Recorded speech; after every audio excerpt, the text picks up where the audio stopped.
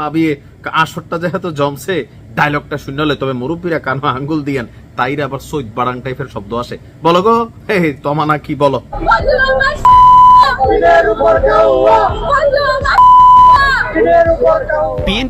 ভাবা যায় এই মেয়ে একজন ইউনিভার্সিটির ছাত্রী, তবে আজকাল শুনছি ইউনিভার্সিটিতে আইফোন 17 পাওয়ার জন্য অনেক মেয়েরা কক্সেস বাজারের দিকে নাকি মুভমেন্ট করতেছে। নিশ্চয়ই এই টাইপের ক্যারেক্টারই হবে, নয়তো তার বাপ মা তাকে শিক্ষা দেয় নাই, অথবা সে শিখে নাই, কারণ এটাই তার প্রফেশন, তলে তলে ধান্দা আর চেতনার সুযোগ পেলে চেতনা জাহের করা। দেখেন বিএনপি নেতা ফজলুর রহমানের সমালোচনা করবেন আপনি, কিন্তু এই ভাষায় একটা রাষ্ট্রের মধ্যে যখন ফজলুর রহমানের মতন একজন কি বলো যে বরেণ্য রাজনীতিবিদকে সমালোচনা থাকতে পারে, কিন্তু এইভাবে প্রকাশ্যে অপদস্থ করা হয়। রাষ্ট্র বসে বসে তামাশা দেখতেছিল, ভাই কথা বললো তো আবার ঝামেলা, ফজু পাগলার অনুসারী বানাই দিবেন। এখন দেখেন এই তমার আসল চরিত্র কি। গতকালকে এই তমাকে গ্রেপ্তার করেছে আমাদের আইন শৃঙ্খলা বাহিনী পুলিশ। বিএনপি নেতা ফজলুর রহমানের বাড়ির সামনে টিনের চালে কাউয়া ফজলু আমার শুনছেনি, এই ডায়লগ দিয়া মুহূর্তের মধ্যে ভাইরাল হয়েছিল এই বাটপার নারী। গতকালকে সন্ধ্যায় উত্তরার জসিমউদ্দিন এলাকা থেকে তাকে গ্রেপ্তার করা হয়েছে। অভিযোগ তার বিরুদ্ধে 10 লক্ষ টাকা চাঁদার দাবিতে উত্তরা পশ্চিম থানায় মামলা করেছে একটা ভুক্তভোগী পরিবার। অভিযোগের পরপরই পুলিশ দ্রুত অভিযান চালিয়ে ফারজানা তমা সহ আরো 2 জনকে গ্রেপ্তার করেছে এবং আদালতে পাঠিয়েছে। কেন গ্রেপ্তার করলো?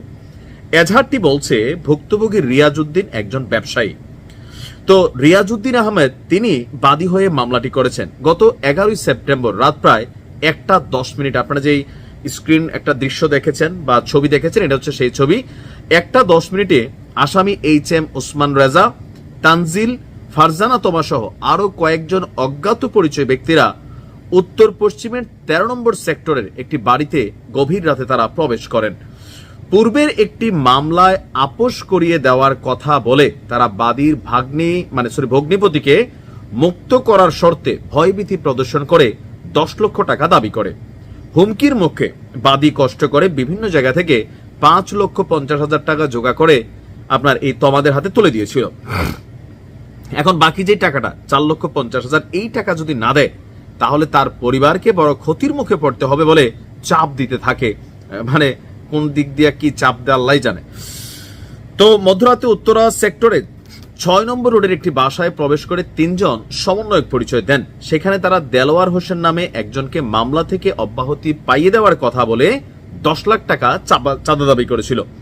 ঘটনার পর রাতেই বিমানবন্দর সামনে থানার সামনে থেকে সমন্বয়ক নোমান রাজাকে প্রথমে গ্রেপ্তার করে পুলিশ, তারপর হালকা বাটাম টাটাম দেওয়ার পরে সমন্বয়ক তানজিল এবং তমাকে উত্তরার জসিমউদ্দিন এলাকা থেকে গ্রেপ্তার করে। আর এরাই আপনার কিছুদিন আগে ওই ফজলুর রহমান সাহেবের বাসার সামনে গিয়ে সৈদভাড়াং টাইপের স্লোগান দিয়েছিল। আর তিনি হচ্ছেন একজন সমন্বয়ক, যার নাম হচ্ছে ফারজানা তমা।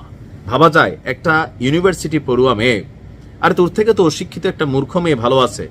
এগুলার জন্ম কোথায় হয়েছে সেটা একটা বিষয়। দ্বিতীয়ত জন্মের পর বাবা মা ঠিক মতো লালন পালন করছে কিনা।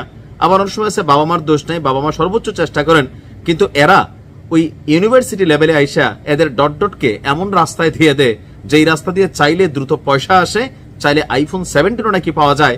বিভিন্ন হোটেলে আবাসিক কর্মকাণ্ডে অনৈতিক ইস্যুগুলোতে এদেরকে খুঁজে পাওয়া যায়। তোমার কি বিচার হবে জানি না, তবে এটার নাম হচ্ছে নগদ বিচার। ফজলুর রহমান সাহেবকে নিয়ে যেই বক্তব্য দিছিল, তো ওনার কি শুনে খারাপ লাগে নাই? মুরব্বী মানুষ, ভাবতে পারেন এদের পরিণতি কি হবে সামনে, একটু আইডিয়া করে রাখেন।